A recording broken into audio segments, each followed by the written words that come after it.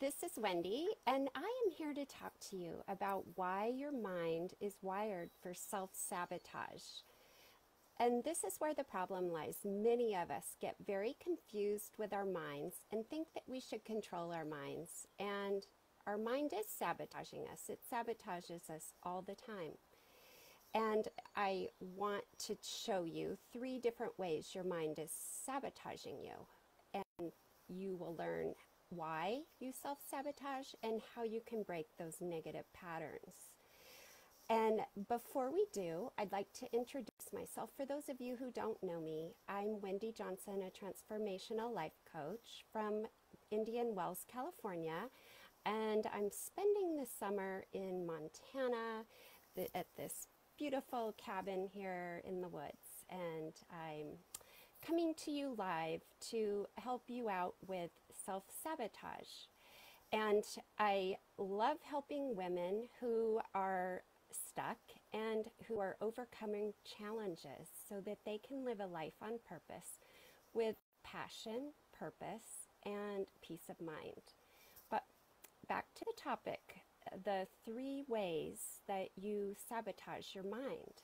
The first way is, first of all, I want to just clarify with you that you are doing something because you don't understand it. And once you understand that your primitive mind is wired to keep you stuck in certain patterns, you can start to change any unhelpful habits and behaviors and thinking.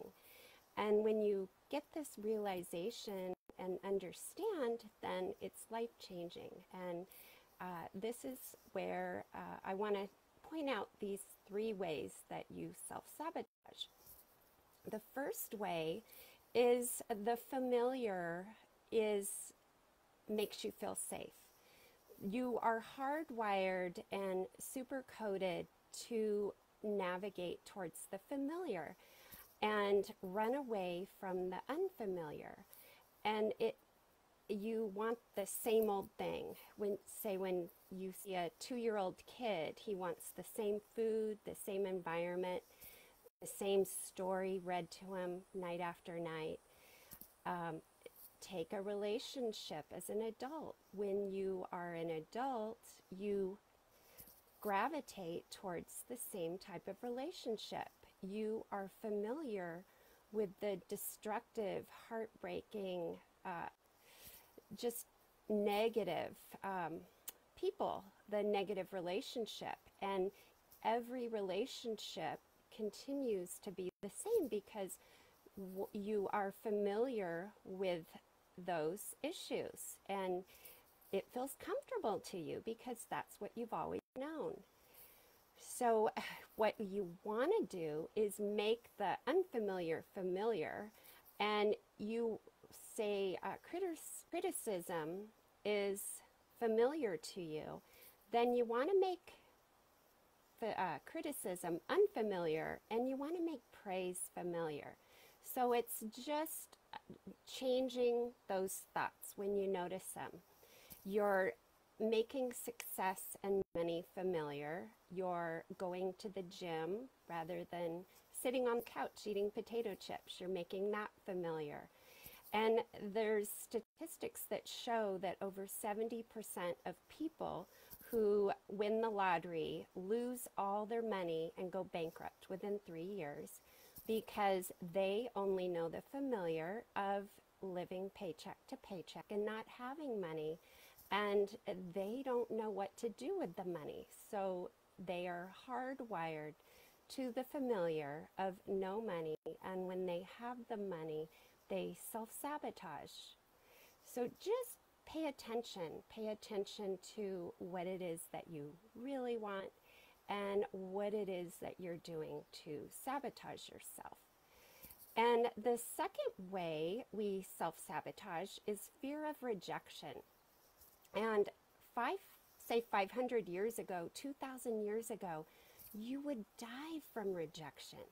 If you were banished and rejected and isolated from your people, say you were cast out of past the castle walls, Romeo and Romeo and Juliet in this story, they're banished. And people have said that they would rather die than be rejected. So we have, even though we don't have to worry about the fear of rejection, we still have those feelings of insecurity and not being accepted and not being liked. And you have to recognize if you have those feelings of abandonment and feelings of trying to fit in and being liked, and change that, because it's not going to kill you. You can accept rejection, and you can be rejected, and it's okay. And the third way we self-sabotage is we tell ourselves lies.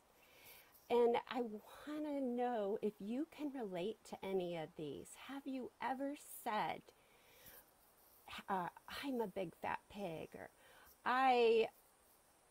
my job is killing me. This stress is just way too much for me. I haven't slept for a week.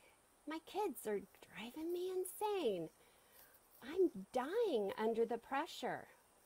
I'm a train wreck. I am gonna die, and if I can't live without you. Have you ever heard you say, have you ever repeated those things to yourself over and over? I'm sure you have. I know I have. So you want to tell yourself a better lie. I'm amazing. I have phenomenal coping skills. My challenging clients teach me how to react and respond. I'm magnetically lovable. I'm not attracted to the wrong relationships. And I'm not a big fat pig. I have a fast metabolism, and I can choose healthy choices, healthy food choices. So you just want to continue to slow down, especially this summer, and notice if you are repetitively feeling any of these self-sabotaging behaviors. So here's a recap. Your mind sabotages in 3 different ways. The familiar makes you safe, the fear of rejection, and telling yourself lies. And a great quote that I have is, "You live the words you tell yourself in your mind," by Dr. Battles. So don't let your mind work. Don't work for your mind, but it should work for you. So it should be your ally, and it should be your servant. And to help you further, I have a freebie, and it's to help you elevate your mind and your thinking. I've created a free guide, 10 Principles to Design a Life You Love, and you can grab a copy below. And if you've liked this video, please share with a coworker, friend, or family member who could benefit from this teaching. I want you to know I'm here for you, rooting you on. You are capable of changing anything and having anything that you want. And you will succeed in all your endeavors, and you will stop self-sabotage. I guarantee it. And I wish you all the best. Have a great week. And here's to you and your success. Thank you.